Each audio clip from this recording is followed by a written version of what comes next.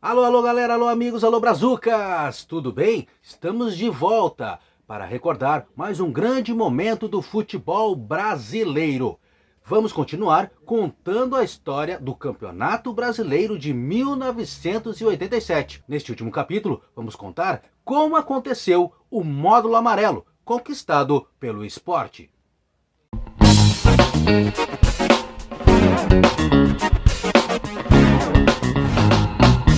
O Campeonato Brasileiro Módulo Amarelo, competição criada pela CBF, contou com 16 participantes.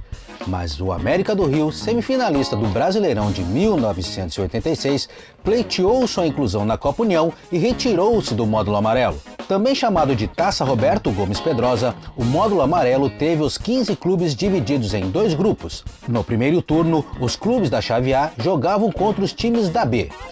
No segundo turno, a disputa seria dentro das chaves. Em cada uma das fases classificava-se o primeiro colocado de cada grupo. Sport, Bangu, Atlético Paranaense e Guarani foram os semifinalistas. O Sport eliminou o Bangu perdendo o primeiro jogo por 3-2 em Moça Bonita e venceu a segunda partida por 3-1 na Ilha do Retiro. Na outra semifinal, o Guarani eliminou o Atlético Paranaense. No primeiro jogo, empate em 0-0 em Curitiba. O Bugre garantiu a vaga, vencendo por 1-0 no estádio Brinco de Ouro. Na grande final, Guarani e Sport começaram a decisão em Campinas. Vitória do Guarani por 2-0. Já no jogo de volta, a vitória do time pernambucano por 3-0. Como o regulamento não previa critérios de desempate, aconteceu a decisão nos pênaltis. Mas após longo período de cobranças que marcava o placar de 11-11 para cada time, os dirigentes das duas equipes decidiram acabar com as penalidades e dividir o título. Em 22 de janeiro de 1988, o Guarani abdicou do título e a CBF declarou o Sport campeão do módulo amarelo. Sport e Guarani se encontrariam em uma nova final. Após Flamengo e Internacional, finalistas da Copa União, se recusarem a disputar o cruzamento proposto pela CBF, o time pernambucano e o time campineiro decidiriam quem seria o campeão nacional. No primeiro jogo, em Campinas, empate em 0-0. Já na segunda partida, em Recife, vitória do Sport por 1-0, gol do zagueiro Marco Antônio. O Sport sagrou-se campeão jogando com Flávio, Betão, Estevão, Marco Antônio, Zé Carlos, Macaé, Rogério, Zico, Ribamar, Robertinho, Nando e Neco, time treinado pelo técnico Jair Pisserni. No módulo amarelo, o Sport disputou 18 jogos, venceu 11, empatou 4 e perdeu 3. Fez 27 gols e tomou 12. O artilheiro da competição foi Evair do Guarani, que marcou 9 gols. Mas quem vai nos ajudar a contar e recordar esta grande conquista do esporte é Robertinho, ex-atacante do rubro-negro pernambucano, campeão em 1987. Mas você sabe, né? Não deixe de curtir e também de se inscrever no Brazuca Esporte Clube. Tudo bem, Robertinho? Muito obrigado por atender o Brazuca e relembrar essa conquista do esporte. É um prazer estar com vocês, Brazuca, e será uma satisfação a gente relembrar desse momento marcante, né, que foi o primeiro título do Nordeste, né, Esporte campeão brasileiro de 87. Verdade, verdade. Começando a nossa conversa, Robertinho, como é que você chegou na Ilha do Retiro? Como foi sua chegada? Você que já começou no Fluminense, passou pelo campeão brasileiro pelo Flamengo, Internacional. Como é que foi sua chegada na Ilha do Retiro naquele ano? Olha, foi uma coisa bem diferente, inesperada, mas ao mesmo tempo muito marcante e de muita alegria, de muita satisfação. Eu acho que eu fiz uma troca naquele momento, né, que eu me encontrava, que pintou a oportunidade bem acertada, porque eu me recordo que eu estava no Internacional de Porto Alegre, né, um clube que eu respeito muito, que eu admiro muito. Inclusive, eu tinha uma relação muito boa com, com o presidente da época do Inter, né? Que era o presidente da Clube, né? Que era o nosso patrocinador. E era uma pessoa muito educada, que gostava de futebol, tinha uma comunicação boa com o Rio de Janeiro, Flamengo, e nós tínhamos sido campeões do turno, então era um time que era uma máquina, né? Tinha Rubem Paz, tinha Tita, tinha Mauro Galvão, Aloysio, Pinga, o Lilica, né, Luiz Carlos, eu, Marcelo, Sabará, Tafarel. Tafarel, olha que detalhe interessante. O Tafarel, ele era mais novo, ele gostava muito de ficar andando com meus filhos, né, que iam no treino, aquela coisa toda. E ele era alemãozão, né? Também. Sim. E Tafarel vinha, e a gente e nós ficávamos treinando pênalti sempre após os treinamentos. E ele era um goleiraço, né? Aí tinha Benítez e tinha o outro treinador de goleiro, tinha dois, né? E aí a gente conversando, que eles também jogaram futebol, a gente ficava, pô, esse alemão tem que jogar, esse alemão tem que jogar, que era o Tafarel. Aí teve uma chance de conversar com o presidente do Inter, depois de ter sido campeão do turno, a gente ia preparar já para a final, teve um Grenal que nós ganhamos, inclusive o Renato foi expulso em cima de mim lá dentro do Olímpico, e o Renato com aquele jeito dele que nunca mudou, né? Ele achou que era o rei da cocada preta, ele foi expulso, era o Simon, deu o vermelho para ele. E aí nós ganhamos o Grenal lá. Aí eu falei, bate, o Inter é melhor do que vocês, falei para ele, mas tudo bem. E aí o que aconteceu? Depois tivemos uma conversa com o presidente e eu falei para o presidente, poxa, o senhor tem um goleiro, nós temos um goleiro aqui que é jovem, né, o alemão, mas ele é muito bom. Na minha opinião, ele está merecendo uma oportunidade para jogar como titular. E nós estamos precisando, né? Nós estamos oscilando muito.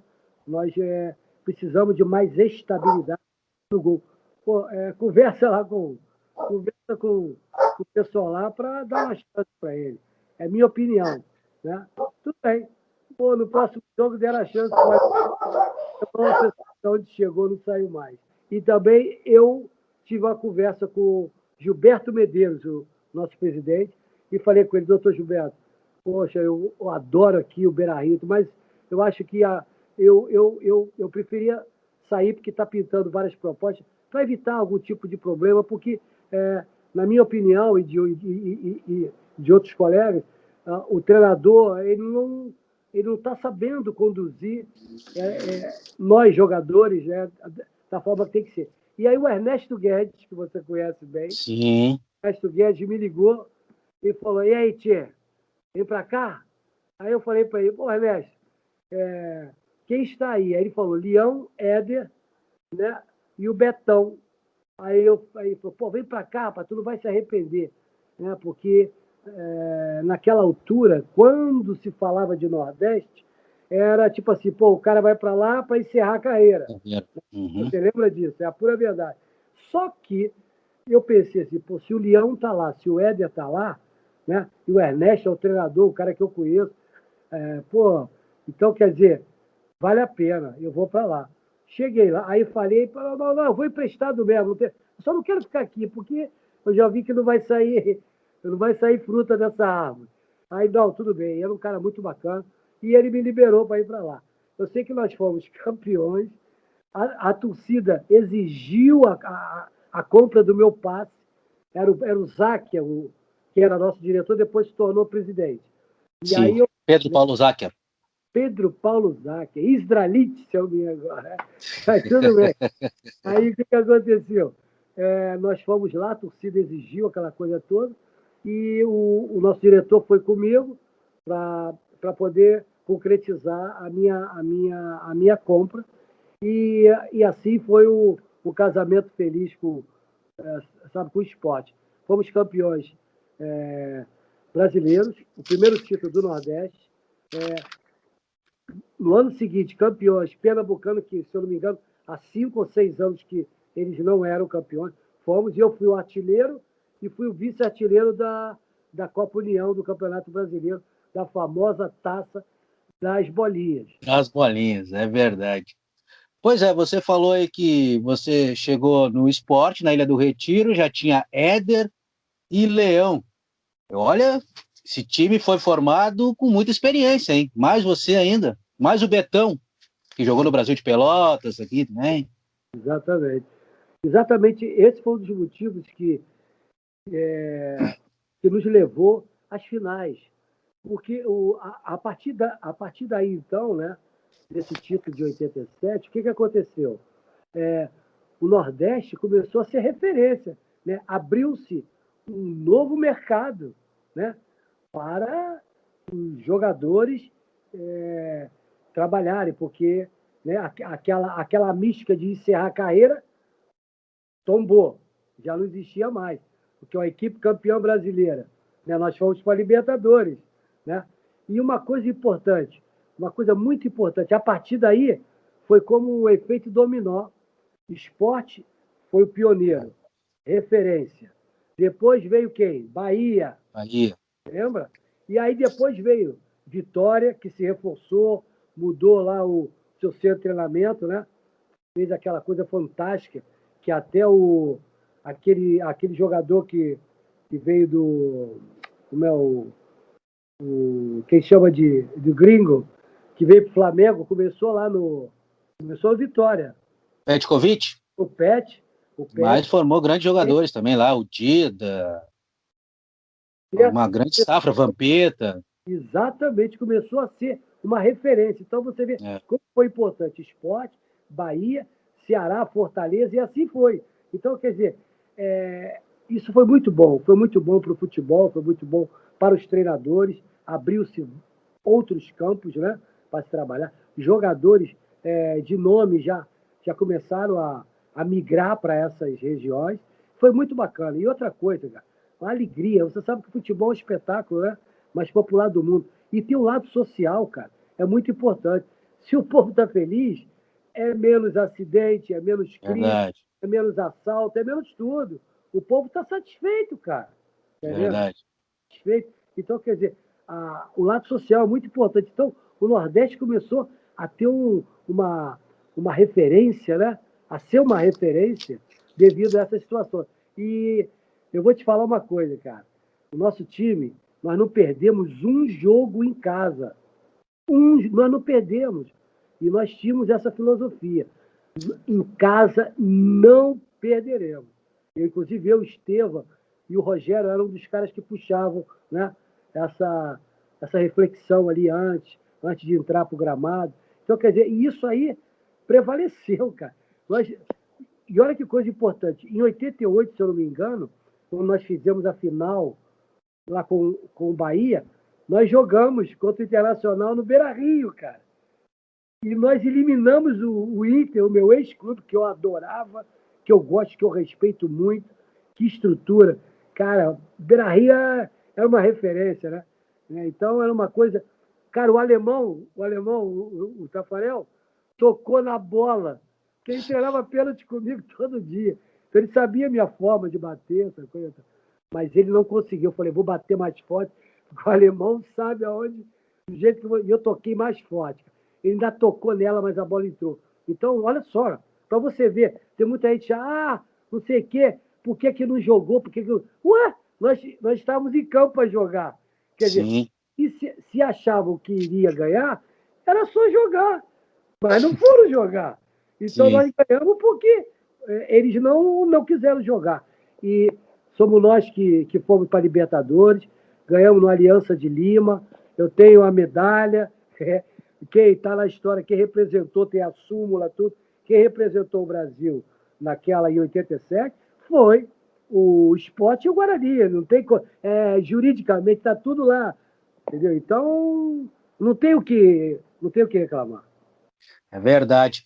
Falando nisso, Robertinho, naquela época, nessa conturbada, nessa bagunça, que na época era CBF, não tinha condições de manter o Campeonato Brasileiro, de organizar o Campeonato Brasileiro, aí se criou o Clube dos 13, a Copa União, aí veio a CBF, criou o módulo amarelo, mas na cabeça dos jogadores, na cabeça de vocês, o que vocês pensavam? Era conquistar o Campeonato Amarelo, ou vocês conquistaram o Campeonato Brasileiro, ou vocês ligavam para essas questões fora de campo? Olha, para me recordar os fatos, né? como você acabou de relatar aí, precisamente, vai ser meio difícil, que já faz muito tempo. Sim, sim. Mas eu vou tentar relembrar daquilo que vem atualmente na minha mente aqui. Veja só, todos nós sabíamos do regulamento, que não se começa nenhum campeonato, tá Sem certo? regulamento. Sem o aval de todos os presidentes, sem o aval de todos os clubes. Então, então vira a página. Então, tudo bem. Quando acontece que parece que tentaram criar, né, o grupo dos 13, não é isso? Então, Sim. eu acho que essa aí é uma coisa para refletir, mas veja só, eu tenho isso, inclusive, no livro ali, que conta, né, com todas as provas, com todas as assinaturas, inclusive, né, que, onde o desembargador, inclusive o Marco Aurélio, né, que é flamenguista, tá certo? Ele, assim, mesmo sendo Flamengo, eu tenho que reconhecer, né, que o campeão, de fato, de direito, é o esporte, né? Então, veja só, é isso que eu sei, é isso que eu me lembro, é isso que eu vi no livro que os advogados deram para o jornalista que escreveu e mandou para cada um de nós que participou daquele título, né, tão polêmico e, mas, ao mesmo tempo, tão comemorado até hoje. Então, é isso que eu me recordo. Veja só, o que eu sei, em termos de juridicamente falando, é que todos os presidentes, né, deram procuração para o Eurico Miranda, que me parece que era o Eurico que foi o procurador de todos esses clubes, para não comparecer todos lá, deram procuração, o Eurico falou. E o Eurico assinou, né, reconhecendo que estava todo mundo sabia do cruzamento, né? O módulo V tinha que cruzar com o módulo amarelo, né? Então, isso aí todo mundo sabe, nós jogadores sabíamos, o dirigente então sabia muito mais do que a gente, primeiro do que nós, né? Então, quer dizer, é isso que a gente sabe. Mas o futebol, ele é bonito por causa disso. Se não houver polêmica, se não houver discussão, se não houver preferências, né, nunca será o futebol. Por isso que cria essa paixão toda. Então, quer dizer, é um choro que é válido, porque quem ganha fica contente, quem perde fica triste. Né?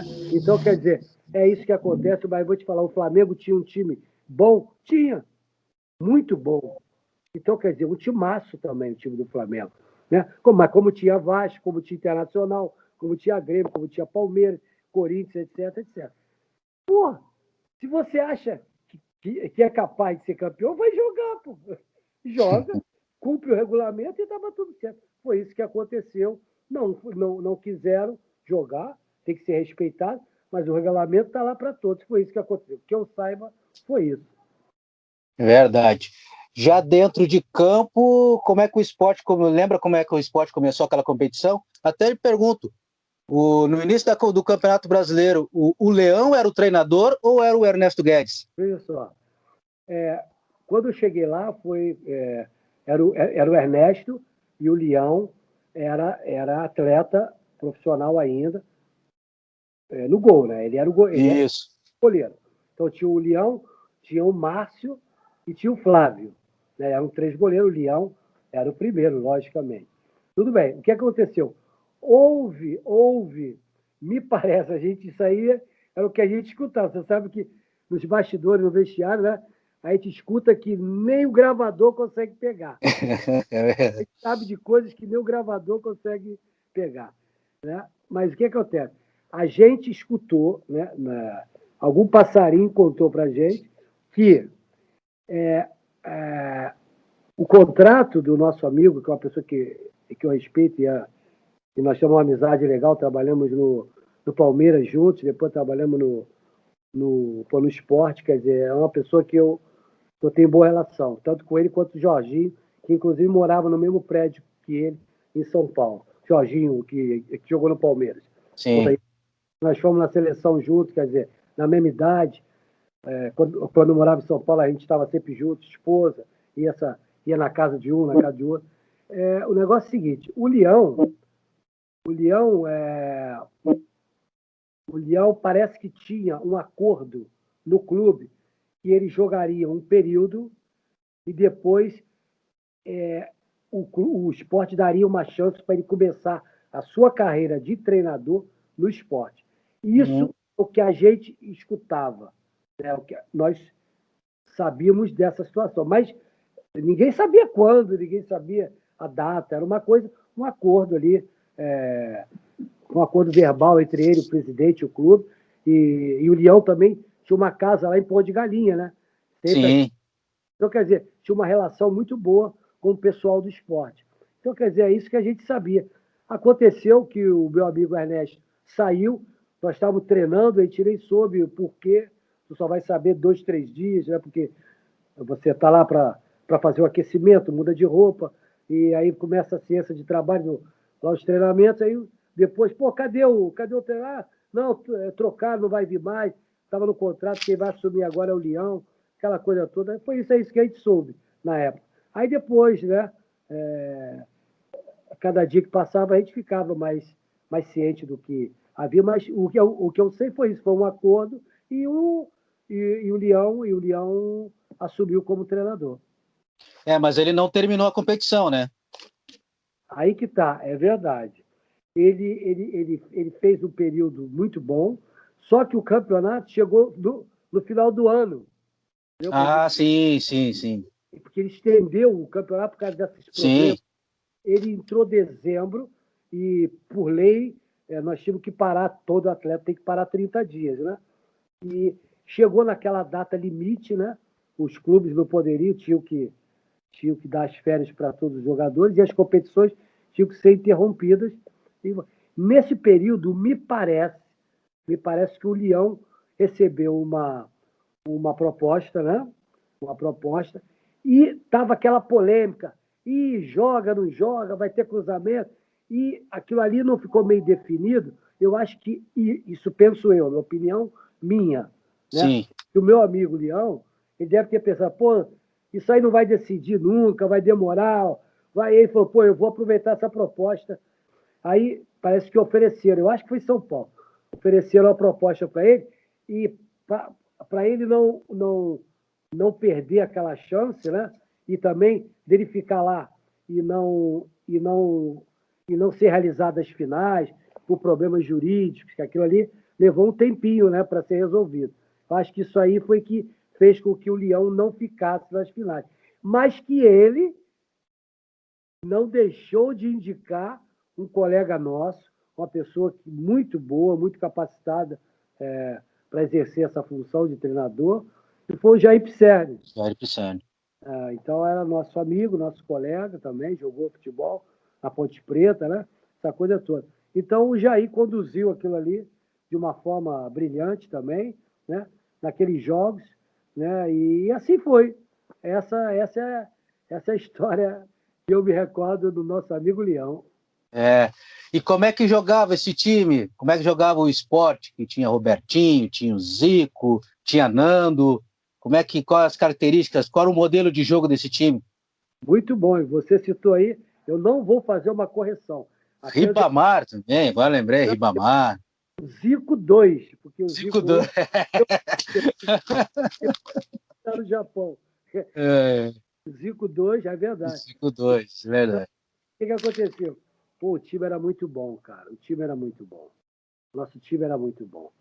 Nós tínhamos uma característica, né, muito agressiva, né, para jogar no campo adversário, né? Então, quer dizer, o nosso DNA, né, daquele time formado era jogar no campo adversário, fazer a posse de bola no campo adversário. Não tinha esse negócio de ficar trocando passe lá com o goleiro, atrasa para o goleiro, aí faz girar, daqui a pouco alguém perde a bola no meio. É o que a gente vê hoje. Hoje a gente vê isso aí. Eu já vi isso acontecer em vários grandes clubes, né? Com uma filosofia que até o nosso amigo Gerson, o Canhota de Ouro, isso aí está gravado. Eu assisti, eu estava chegando da África, cara, eu fiquei assim, eu fiquei sorrindo ao mesmo tempo triste, porque o que ele tá, a decepção que ele estava passando naquela análise, né, no scout que ele tinha que fazer por ser comentarista, ele rasgou o papel. Ó, eu parei, não entendo mais nada de futebol.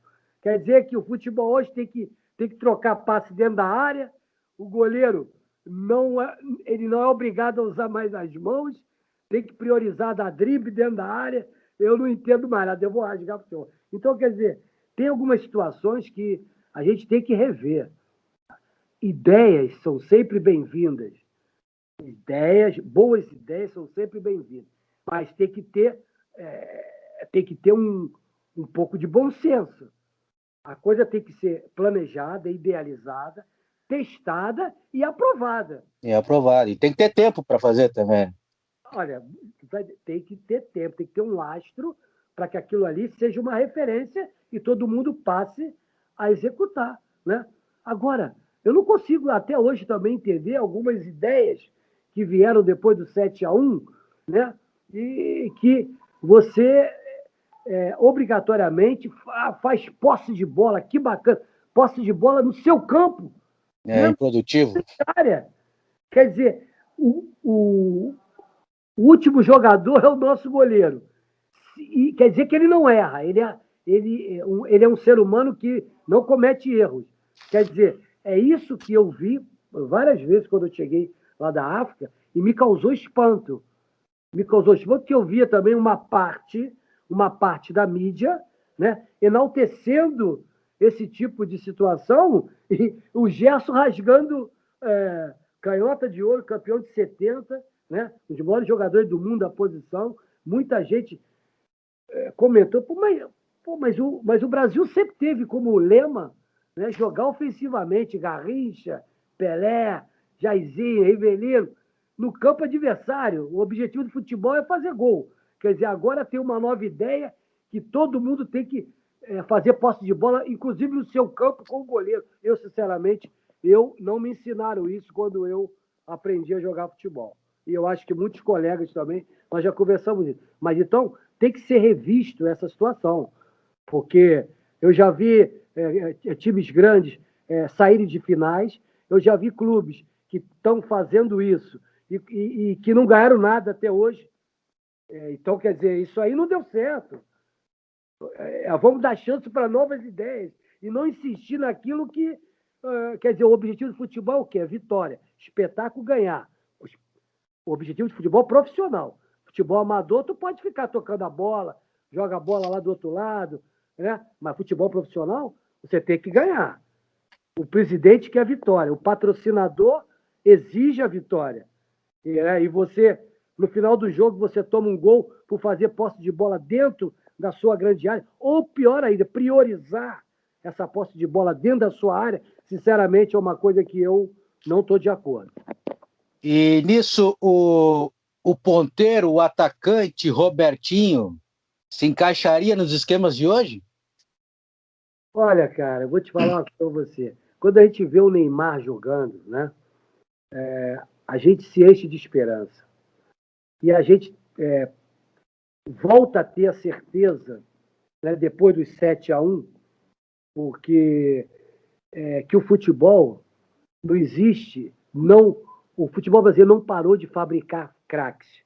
E os craques continuam existindo.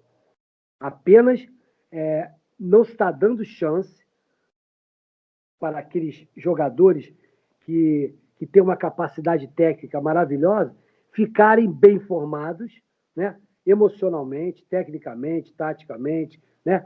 Mas, ao mesmo tempo, continuar para criar e formar sua personalidade aqui no Brasil, no seu clube grande, que vai lhe dar a estrutura. O que a gente vê hoje é alguns jogadores que a gente nem sabe e que são craques, mas que vão estourar na Alemanha, lá no Bayer Leverkusen, no Borussia Dortmund, no Chelsea, no Liverpool, no Arsenal, por exemplo, né? E a gente não conhece, e ele saiu daqui. Então, eu acho que nós deveríamos ter uma estrutura para conter, para que esse jogador ficasse pelo menos um pouco mais de tempo para poder exatamente formar a sua personalidade e evitar que um atleta desse como o Neymar, um exemplo, só estou comparando porque o Neymar joga muito. Sim. É o maior jogador que tem do Brasil, sem dúvida nenhuma, e que na nossa época tinha muitos Neymares, muitos Zicos, muito Rivelino, muito Dirceu Lopes, muito Zenon, né? Muito Falcão, muito Carpegiani, né? E que agora a gente só vê um Neymar. Então, quer dizer, essa é a única diferença que tem. É de oportunidade, de mentalidade e também de valorizar o talento, né? Hoje a gente valoriza muito o business. O business hoje parece que é o, é o carro-chefe, né, da locomotiva, né? Então, quer dizer, tudo bem, é um grande ativo, é o ativo principal de um grande clube, é o jogador de base, mas peraí, mas o talento, o espetáculo, o patrocínio, a estrutura do teu clube, ela pode melhorar para que você forme outros ativos futuramente. Mas se você joga tudo naquele ativo, somente para aquele tempo de gestão, e o vende, né? Com 17 anos, com 18 anos, no máximo 18 anos, que a lei exige que seja com 18 anos, né? O que acontece? Acontece isso que a gente está vendo, a gente não vê mais aquela quantidade, a fartura de grandes jogadores, como a gente vê hoje na seleção francesa. Né? Por exemplo, 80% da equipe base é africana, porra. Tem dupla nacionalidade, e são franceses. Né? Costa do Marfim, Camarões, etc, etc, etc. Então, quer dizer, o Brasil tem isso tudo. Né? Mas por que não pode ficar aqui? Fica aqui até 23, 24 anos, dá uma estrutura para ele, depois vai. Né? Mas não somos nós que estamos conduzindo isso. A gente fala apenas com a experiência, né, que a gente tem, por aquilo que nós aprendemos, e onde nós fizemos parte de uma verdadeira formação. Vou te falar uma coisa agora que me veio à mente, que é uma coisa que, para mim, é o grande ato, né? É a lacuna que existe no futebol brasileiro, na minha opinião. Isso é a opinião minha própria. Antigamente, o time grande, vou dizer, Flamengo, Fluminense, Palmeiras, Botafogo, Grêmio, Internacional, né? Ia haver eleições. As eleições do clube aconteceriam. Por exemplo, havia um treinador na base que é um fenômeno.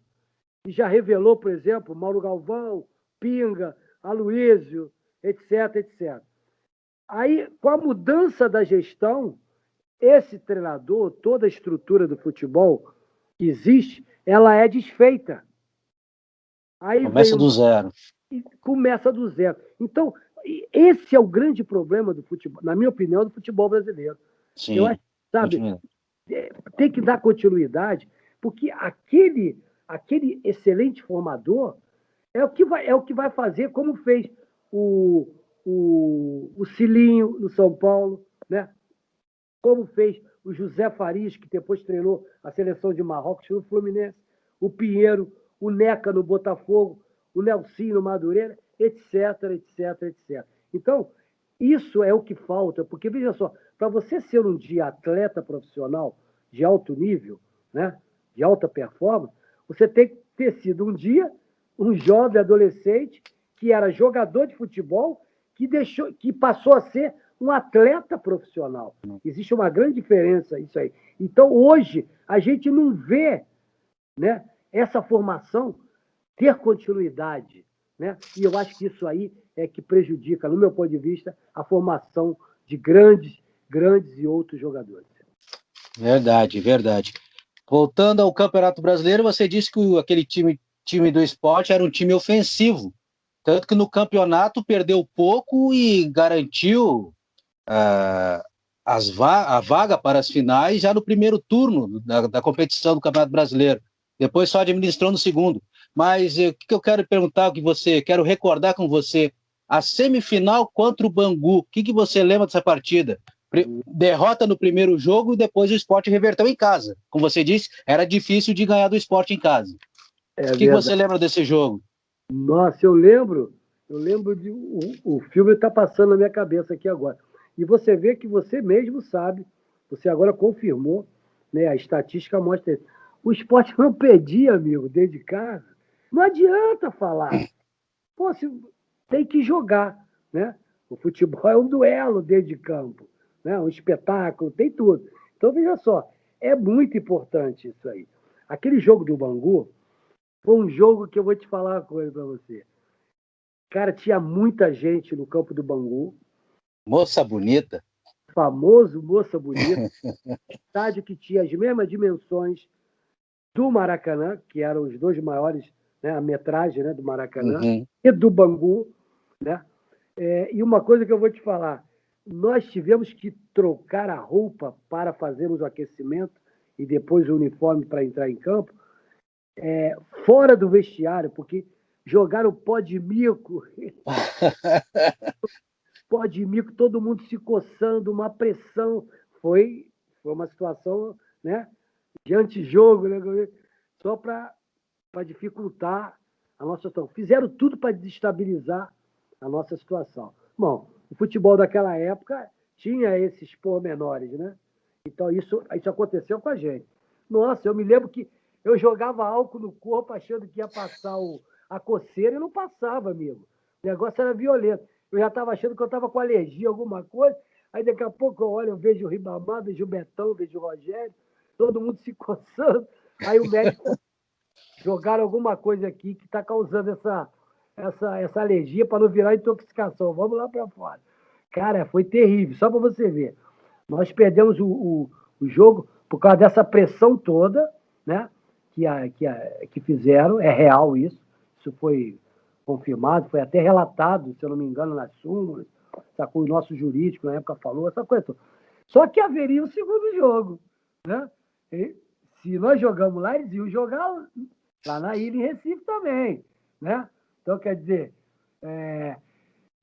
isso aconteceu, cara. E foi o Edivaldo, meu amigo, que nós jogou no Inter também, o Edivaldo. Sim, lateral direito. Excelente lateral, e nós jogamos no Fluminense junto, muito tempo. Inclusive, quando o Inter comprou o Edeva, eu chamo ele de Edeva de Freitas, meu amigo, eles queriam nós dois, ele queria eu e Edeva juntos. Mas aí o Edinho já estava saindo, né, para ir para a Udinese, e o Fluminense não quis me vender, de jeito algum, só deixou sair o Edivaldo. Que era mais velho que eu, aquela coisa toda, e eu estava na seleção, tinha que ter um jogador, porque o Edinho tinha que ter um jogador na seleção, né? E eu fiquei devido a essa situação também. Mas eles já me queriam, cara. Eu sei que não foi fácil.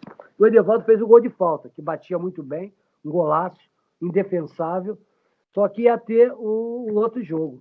Cara, e o outro jogo, rapaz, eu nunca vi tanta gente na minha vida lá na ilha. A ilha sempre esteve cheia, né? Sim. Mas olha, eu vou te falar. Cara, eu nunca vi. Abriram os portões, me parece. Abriram os portões, era muita gente. Eu ia pegar a bola para bater um lateral. Porra, a gente só escutava, Robertinho, nós vamos ganhar. Não te quieto, não. Robertinho, vamos ganhar. Cara, o negócio era violento. Eu sei que nós ganhamos o jogo, ganhamos bem. Teve muito problema lá depois do jogo, você sabe. Porra, rapaz, estourou granada, sei lá de onde que foi lá, rapaz. Era um barulho, rapaz, um vaso, explodiu lá. Na hora de fazer lá o exame antidoping, não sei o que foi lá. Estava até com um amigo meu, Arthurzinho, que jogava no Fluminense, jogava no crack.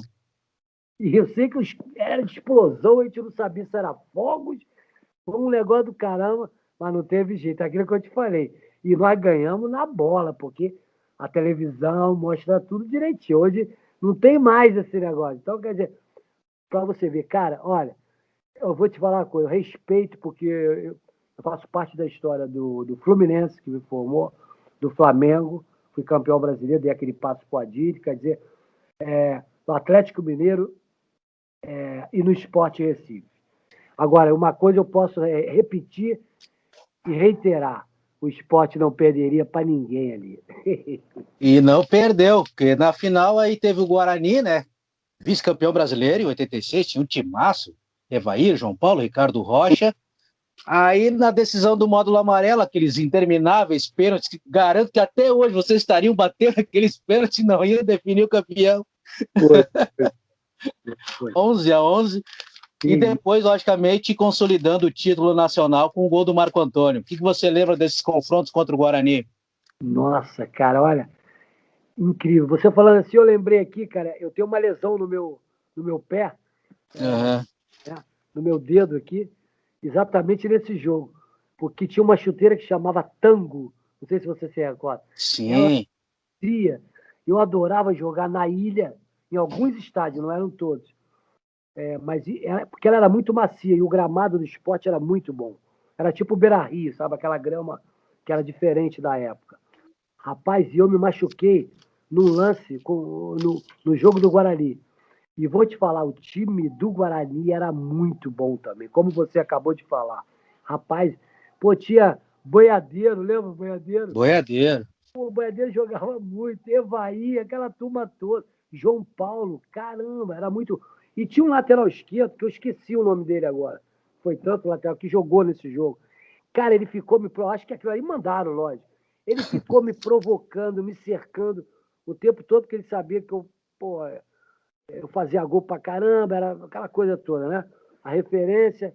E aí, rapaz, ele tava entrando, rapaz, com uma certa maldade em alguns lances, sabe? Então você sentia que era uma coisa mesmo de duelar ali, né, cara? E não tava aliviando, não. E as disputas estavam muito rígidas, estava muito perigosa para. Eu poderia até assim, até me lesionar gravemente. Sim. E numa dessas aí, ele sobrou uma bola e eu ia chutar, cara. Na entrada da área, assim, sobrou para mim. Aí eu falei, vou chutar, vou bater aqui. Quando eu fui chutar, cara, ele veio com a sola do pé, assim, para me travar, entendeu? Quando eu acho que foi até falta, tenho certeza que houve falta. Foi falta. Só que o lance que foi, se eu fosse com o pé leve, como se diz, eu podia até É, fraturar é, a minha perna. Eu tive que, eu tive que chutar forte. E eu chutei, pegou. Eu tava com aquela chuteira que era muito leve, cara. Nossa, você não imagina a dor que eu senti, cara.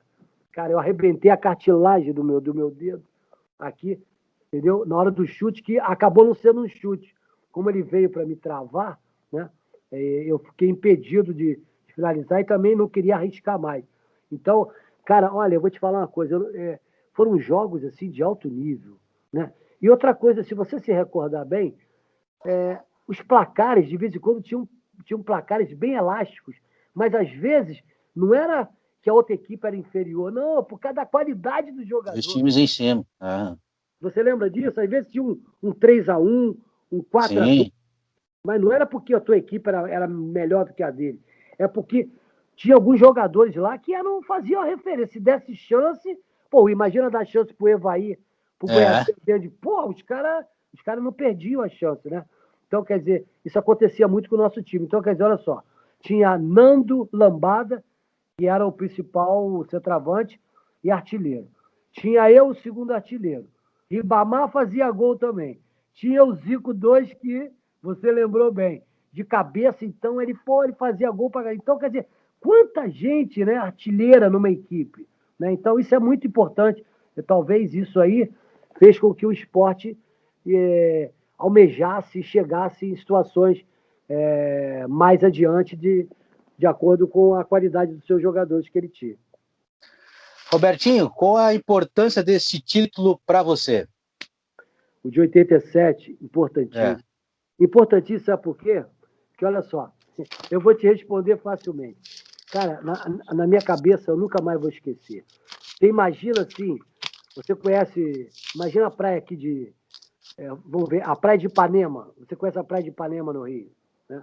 Imagina assim, ela num sábado ou domingo de manhã, ela ser fechada pelo corpo de bombeiro e só passar trio elétrico e torcedor do esporte. Isso aconteceu com Boa Viagem.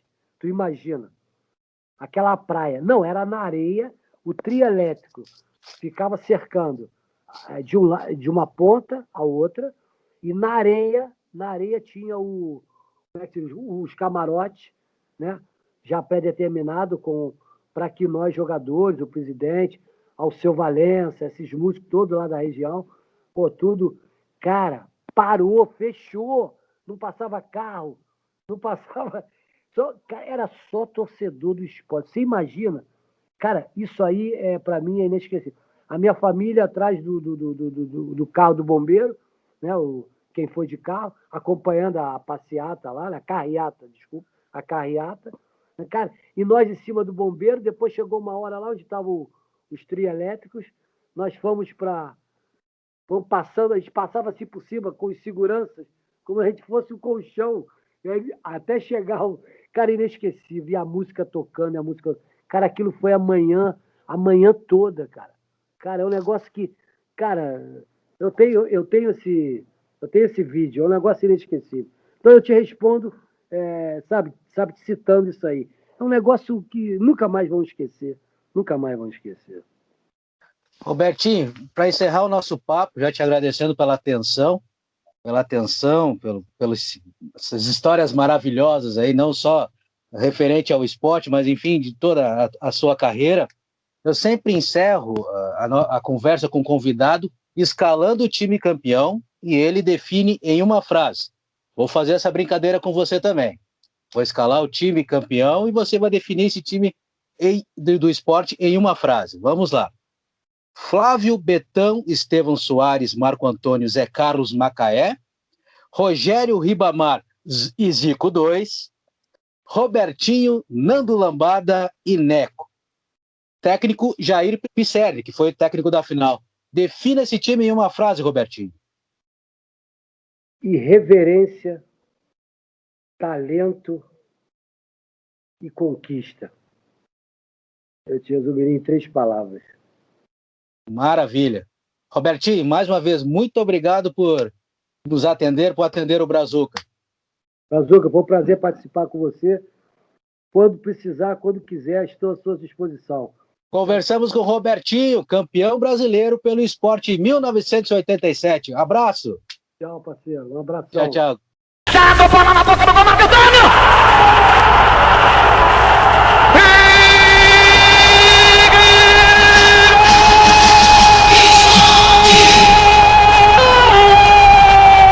Cabeçada de Marco Antônio! Balança, balança!